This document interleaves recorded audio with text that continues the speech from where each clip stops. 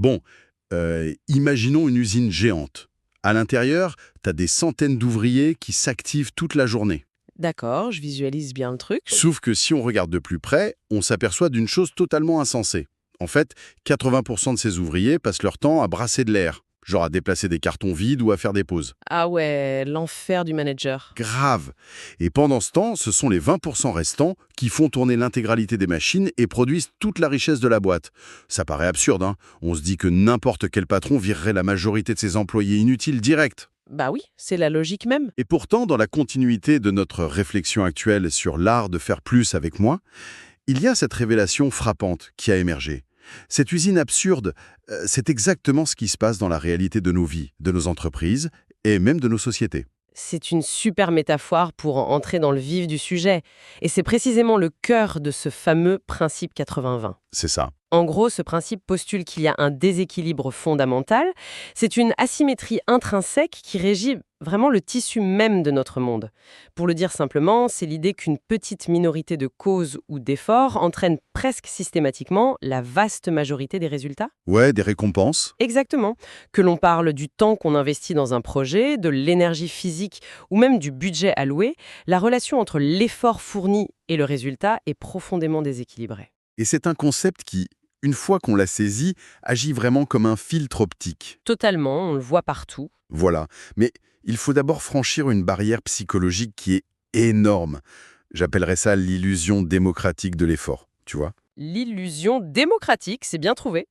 Notre esprit humain a cette attente naturelle, presque ancrée par l'évolution, d'une parfaite proportionnalité. On s'attend, presque instinctivement, à ce que 50% de notre effort produise 50% du résultat. Ouais, le fameux mythe du 50-50. C'est ce qu'on nous inculque depuis qu'on est gamin.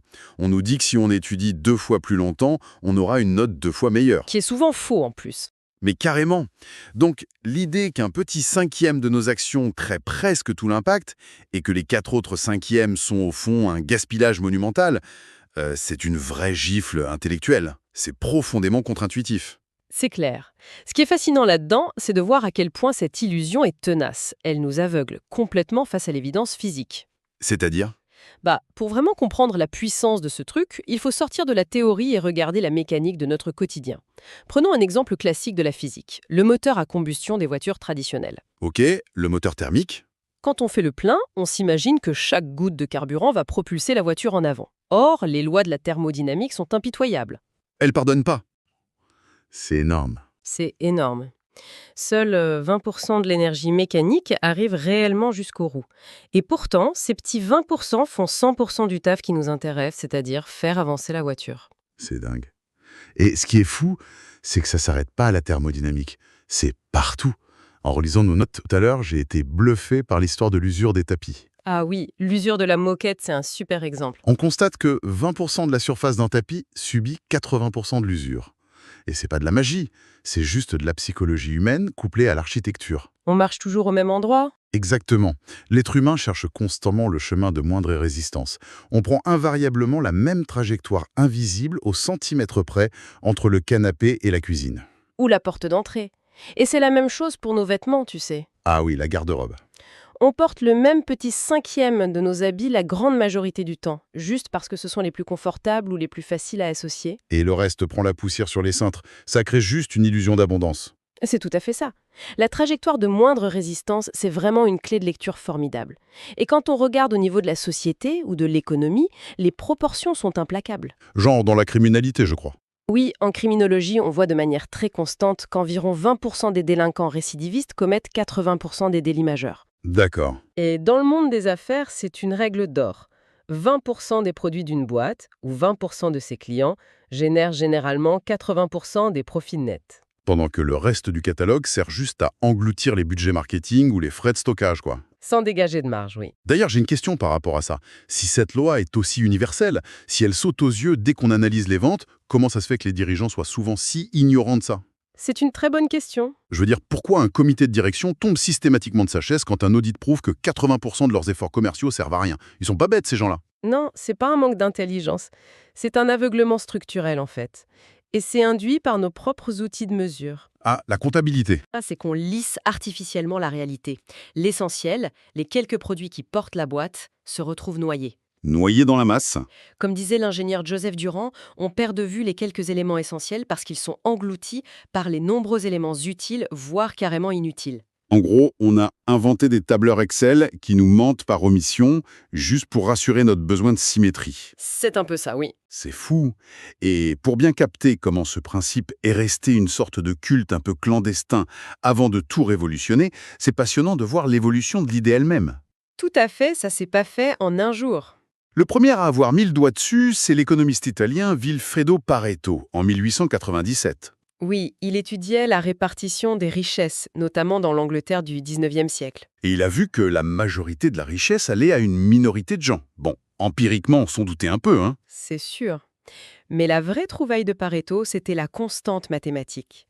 Que ce soit dans l'Angleterre victorienne ou la Russie des tsars, la courbe de déséquilibre se répétait avec une précision mathématique ahurissante. C'était un modèle fractal, quoi. Pas juste de la malchance sociale. Exact. Sauf que le drame de Pareto, c'est qu'il a vu la formule, mais il n'a jamais pu expliquer pourquoi ce modèle existait. Du coup, il s'est perdu dans des théories sociologiques un peu bancales. Voilà. Et la communauté scientifique a fini par classer ça comme une simple curiosité statistique.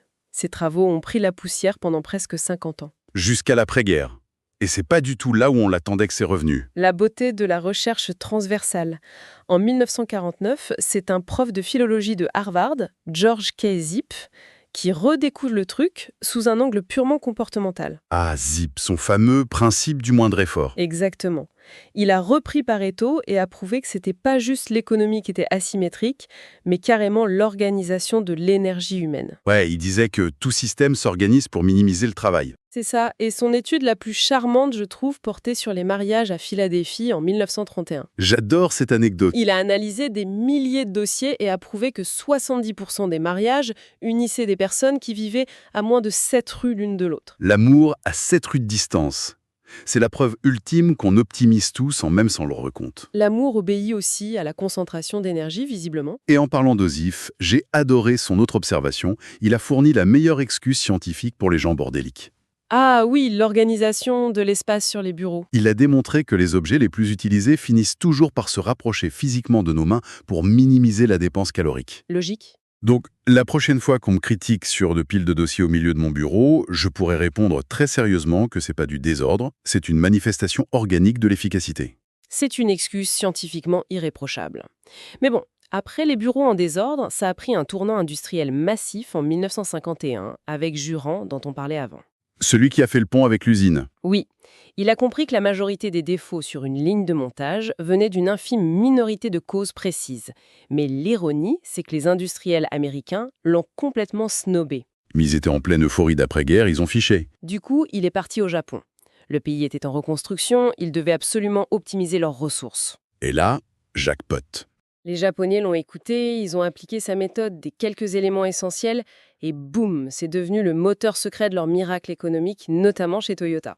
C'est ouf comme parcours.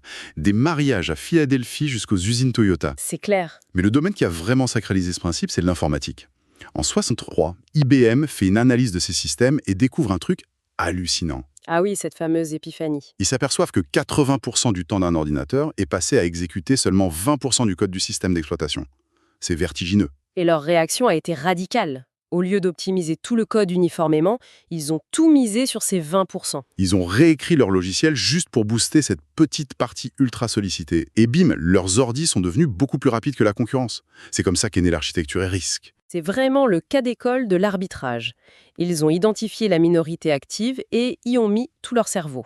Bon, posons les choses un instant. Si ça s'applique à la thermodynamique, au mariage et à l'informatique, c'est qu'il y a forcément une loi physique globale en dessous. Bien sûr, c'est pas une simple coïncidence.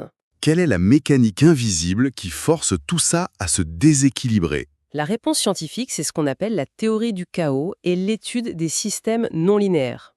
Pendant longtemps, on croyait que tout était proportionnel, tu vois? Genre, je pousse avec une force de 1, ça avance de 1. Voilà, mais la théorie du chaos a pulvérisé ça. La nature déteste l'équilibre. Le monde réel, c'est pas une ligne droite. Attends, juste pour être clair. Non linéaire, ça veut dire que 1 plus 1 fait pas 2. Exactement. Un tout petit apport d'énergie peut ne rien faire ou alors déclencher une explosion de résultats. C'est ce qu'on appelle une boucle de rétroaction positive. Ah, l'effet boule de neige? L'argent appelle l'argent, oui.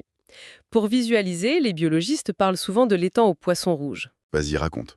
Tu mets 100 poissons rouges dans un bassin fermé. Au début, ils font tous la même taille. On s'attendrait à ce que quand les nourrissons, ils grandissent tous pareil. Bah oui, c'est logique. Mais non, il y a toujours une infime variation.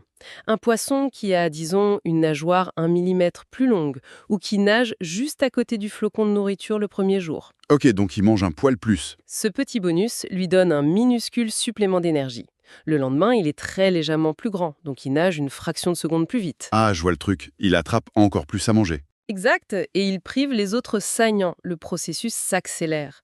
Ce qui était microscopique au début fait que, quelques mois plus tard, ce poisson est devenu un géant qui monopolise le bassin. Pendant que les autres restent tout petits. C'est redoutable. Et c'est exactement la même mécanique dans la culture ou le cinéma. Ah oui, le box-office, c'est le labo parfait. Des études ont montré que 1,3% des films accaparent 80% des recettes mondiales. C'est absurde. C'est le mimétisme social, une gigantesque boucle de rétroaction. C'est ça. Un film sort, il a un petit buzz le premier jour, les médias en parlent, ça attire les curieux, et boum, ça devient un phénomène. On va le voir parce que tout le monde y va. Voilà. Et les 98% restants, qui étaient peut-être géniaux, meurent de faim dans le bassin parce qu'ils ont raté ce premier flocon. C'est la sensibilité aux conditions initiales, comme on dit en physique. D'ailleurs, sur les conditions initiales, il y a un exemple fou qui nous concerne tous. Pourquoi les aiguilles d'une montre tournent vers la droite? Oui, pourquoi pas la gauche? On pourrait penser qu'il y a une raison astronomique. Mais non. Au XVe siècle, les premières horloges n'avaient pas de règle. Celle de Florence tournait de droite à gauche. Ok, et donc? Par un pur hasard historique, il s'est trouvé que 51% des horloges tournaient vers la droite. Une toute petite majorité. Et c'est là que la physique des systèmes complexes joue. La nature déteste le 50-50. C'est instable. Du coup, les horlogers suivants se sont calqués sur cette norme de 51% pour faciliter la lecture. Et c'est passé à 60%, puis 80%, pour finir par écraser le marché à 99,9%. Le mouvement inverse a juste disparu. Mais du coup, ça soulève une objection philosophique vertigineuse. Je me fais l'avocat du diable 2 secondes. Vas-y. Tout dépend d'une boucle de rétroaction aveugle, d'un millimètre de nageoire ou de 51% d'horloge. Est-ce que tout n'est pas juste une immense loterie? Je vois ce que tu veux dire. Sommes-nous juste les victimes impuissantes d'un univers chaotique et super injuste? C'est légitime de penser ça, mais il faut nuancer. Ce n'est pas de la chance aveugle. C'est une logique d'auto-organisation. C'est prévisible en fait. Totalement. Comprendre que l'équilibre est un mythe, que le 80-20 est la règle, c'est ce qui permet de ne plus subir. On repère les forces asymétriques et on s'y allie au lieu de se disperser. En fait, loin d'être une malédiction, c'est une libération. Exactement. Réaliser que 80% de nos efforts sont presque inutiles, ça a l'air déprimant, mais en vrai c'est génial. Ça veut dire qu'on a un réservoir d'amélioration gigantesque. Puisque la majorité des actions est inefficace, le potentiel de faire mieux en faisant moins est quasi infini. Ouais, le gaspillage est une opportunité. Georges Bernard Shaw disait un truc super juste là-dessus. L'homme raisonnable s'adapte au monde, l'homme déraisonnable s'obstine à essayer d'adapter le monde à lui-même. Tout progrès dépend donc de l'homme déraisonnable. Refuser la norme moyenne, c'est la clé. Et ce qui est encore plus fou, c'est la nature fractale du truc. Si on prend nos fameux 20% efficaces, on peut leur appliquer la règle. Ah oui, les 20% des 20%, ce qui fait que 4% de nos actions génèrent 64% de notre valeur. C'est la quête du point de bascule. C'est un processus continu. Faut avoir le courage froid de couper, déléguer ou abandonner le reste. Vider le bassin pour laisser la place aux poissons dominants. Ça change complètement la façon d'envisager son temps. Si on scrute sa journée, quelles sont ces quelques minutes qui créent vraiment l'accomplissement ou la joie? C'est la bonne question à se poser. Si on arrêtait de s'encombrer du bruit de fond pour sanctuariser ce minuscule noyau d'efficacité, l'impact d'une seule journée serait juste incroyable. Et c'est là que tout commence vraiment à prendre sens. Et pour celles et ceux qui veulent aller plus loin, le livre est disponible gratuitement via le lien en description.